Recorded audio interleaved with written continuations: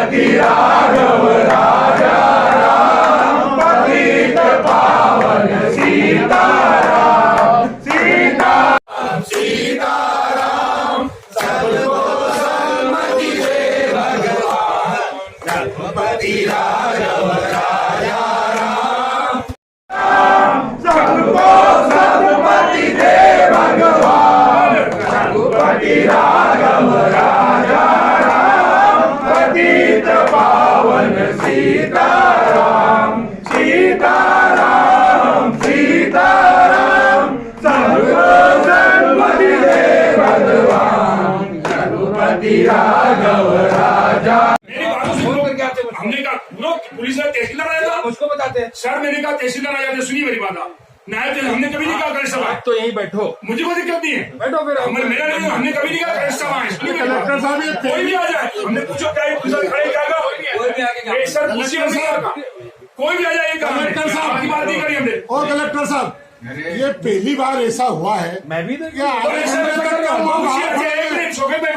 पूछिए इनसे कितनी बार बोला मैंने, पूछिए आपने मुझको बोला हर चीज में तो फोन लगा के बोल देते एक बार। सर ज्ञापन देने के लिए आपको कोई तकलीफ नहीं देता, ये मेरी ड्यूटी नहीं कि आपको तकलीफ दूं, आप इतने बिजी रहते हैं। तहसीलदार ने कोई तो है, कोई भी मैंने कभी ये पूछा मदद करा पुलिस ने किसका बोला, आपका बोले नहीं मैंने। बिल्कुल आप इलेक्शन में बिजी हो, मुझे पता, मैं कभी नहीं बोलूंगा। जब आपको मालूम है कि मैं पीछे आर कार्यालय में बैठा हूँ, मुझे नहीं मालूम सर, और हमने कभी आपको आज तक सुना मालूम। अच्छा, जिला प्रशासन द्वारा हाटपिपलिया उपचुनाव को देखते हुए लगातार कांग्रेस के कार्यकर्ताओं को प्रताड़ित किया जा रहा है, उनके खिलाफ झूठी एफआईआर दर्ज की जा रही है। माननीय कमलनाथ जी पधारे थे हाटपिपलिया में, उस कार्यक्रम के लिए भी एफआईआर दर्ज कर दी गई। मैं पूछना चाहता हूं आप पत्रकार साथियों के माध्यम से, क्या इसके पहले माननीय शिवराज सिंह जी की सभा नहीं हुई? क्या इससे पहले माननीय सिंधिया जी की सभा नहीं हुई? या और माननीय अतिथिगण जो भारतीय जनता पार्टी के अन्य पार्टियों के नेताओं की सभा नहीं हुई? 188 का जो मुकदमा लगाया गया वो कोविड को देखते हुए लगाया गया है। कोविड-19 क्या पहले नहीं था? सारी प्रशासनिक तंत्र ये चुनाव आयोग के निर्देशन पे काम नहीं कर रहा है, माननीय शिवराज सिंह जी कहने पे काम कर रहा है। हमारा अनुरोध है, आज चीफ इलेक्शन ऑफिसर दिल्ली को हमने चिट्ठी ज्ञापन दिया है, यहाँ पर अभी मेल भी कर रहे हैं हम लोग कि निष्पक्ष चुनाव कराए जाएं। अगर कोई कानून का उल्लंघन एक पक्ष करता है उसके खिलाफ भी कार्रवाई हो, दूसरा पक्ष करता है तो उसके खिलाफ भी कार्रवाई होना चाहिए। चुनाव निष्पक्ष तभी हो पाएंगे जब आप सबको एक समान देखेंगे, आंखें आपकी समान दृष्टि से काम करेगी। यहाँ तो भेदभाव रखा जाता है, क्या भाजपा क्या कांग्रेस। मैं पूछना चाहता हूँ आपसे, क्या भारतीय जनता पार्टी कोई कानून नहीं तोड़ा? कितनी बार एफआईआर दर्ज हो गई?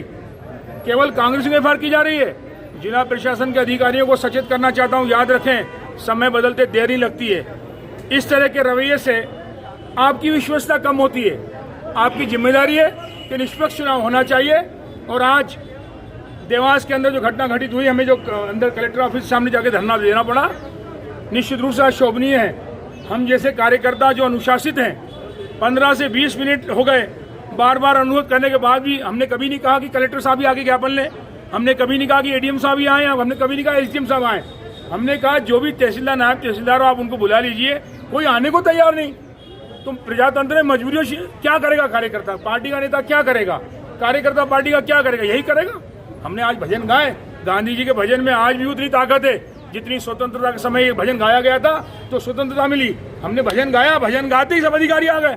चमत्कारिक तो है गांधी जी बापू जी के वचन, रघुपति राघव राजा राम, पतित पावन सीताराम।